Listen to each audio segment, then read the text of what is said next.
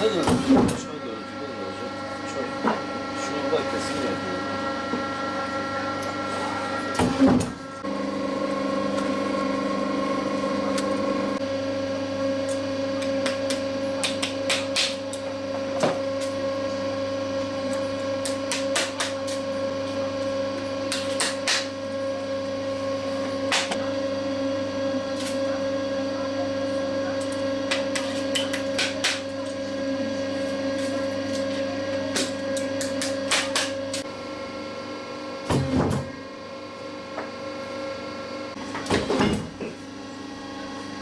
Geçen sefer geldiniz.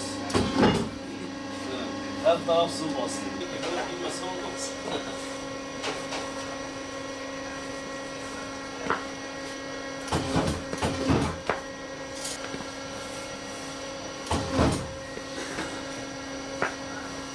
Kırk seneden fazladır bu işi yapıyorum. El emeğiyle uğraşıyoruz. Hepsi el yapımı ayakkabılardır. Bu son senelerde fiyat artışı nedeniyle biraz sıkıntı çekiyoruz yani. Daha önce de işimiz aynı, şimdi de aynı ama kar oranı yok. Müşteriler kendileri dükkana geliyor yani. Dışarıya falan vermiyoruz. Gelen müşterilere veriyoruz işte. Ciddi artış var. Yani %400-500'e varan zamlar var yani.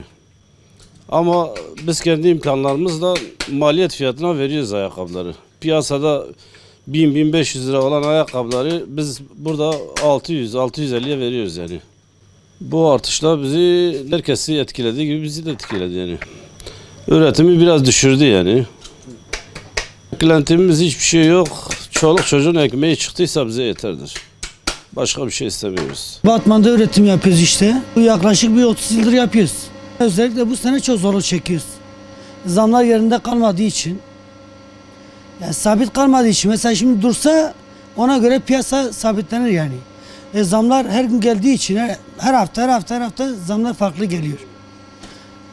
Şu an çok zorluk çekiyoruz yani. İşte ayakkabı üretiminde sıkıntı yaşıyoruz. Önce yanımızda işçiler çoktu mesela. Diyebiliriz mesela bir 5-6 tane elemanımız vardı. Bugün benimle ustam tek kalmışız yani. İş olsaydı mesela bu zamlar gelmemiş olsaydı en azından 4-5 kişi daha ekmek yerdi burada. Yani ondan küçüldük yani. Normalde bu zamlar olmamış olsaydı şu an bambaşka piyasa görmüş olurduk yani. Daha önce işlerimiz daha iyiydi tabii. Özellikle yani bu sene çok etki yaptı. Normalde işler iyiydi yani. Şu an ikimiz yani 16-20 çift ayakkabı çıkarır işte günlük. Eskiden daha çok yapıyorduk. 30-40 çift yapıyorduk. 50 çifte çıkıyordu bazen. İşte öyle. Zamlara göre biz gitsek şu an bu ayakkabı maliyeti şu an bize yani 600 milyonu buluyor. Şu an biz kendimize yani biz desek ki fedakarlık yapmaz, işçiliğimizden fedakarlık yapıyoruz mesela. Müşterilerimizdir, mağdur etmek istemiyoruz. Eğer onlardan yani mesela sabit müşterilerimiz olmasa ona göre fiyat koyabiliyoruz. Ayakkabı maliyetleri daha önce mesela diyelim ki 100 milyona mal edebiliyorduk. Mesela 150'ye verebiliyorduk. Şu an bu ayakkabının maliyeti bize 550 milyona çıkmış. Ben onu mecbur bir 150 milyon para kazanmam lazım. Onu da kazanamıyoruz yani. Kimse göre maliyet fiyatına veriyoruz. Kimisine bir 50-100 milyon kazanıyoruz. O da işçiliğimizden kalmaz zaten. Eleman çalıştırmış olsak inan o da kalmaz. Biz de idare ediyoruz şu an. Kira artışı var, elektriktir. Yani en çok da zarar gören deri ürünleridir. Deri ürünlerinde çok zam geldi. Yani diyebilirim ki %400 zam yemişler. Yok ham maddeye zam gelmiş, deri ürünleri özellikle çok zam yemiş. Yani farklı alıyoruz. Mesela bugün malzeme alıyoruz. Bir ay sonra arıyoruz diyor yine zam.